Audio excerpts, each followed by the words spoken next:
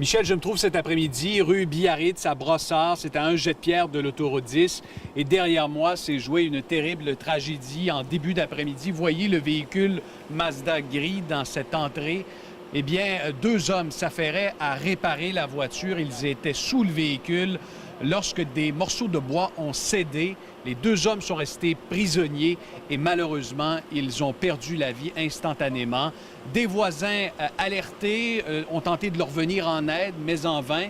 Ils ont été traités, ces voisins, pour choc nerveux à l'arrivée des policiers. Je vous dirais que cet événement vient de semer l'émoi ici dans ce quartier résidentiel très calme. Il y a un imposant déploiement policier, périmètre de sécurité également, parce que les enquêteurs tentent de mieux comprendre ce qui a pu se produire. Et donc, deux hommes qui s'affairaient à travailler sur le véhicule et qui, malheureusement, sont demeurés coincés lorsque un problème est survenu. Un des morceaux de bois a cédé. Ils ont été emprisonnés et on a rapidement constaté leur décès lorsqu'ils ont été transportés à l'hôpital. La seule chose que les autorités policières confirment à l'heure actuelle, c'est qu'il s'agit de deux adultes, deux hommes qui ont perdu la vie. Les voisins sont très peu bavards, évidemment, car ils sont sous le choc. On peut les comprendre. Ils ont assisté impuissants à cette scène d'horreur dans cette résidence.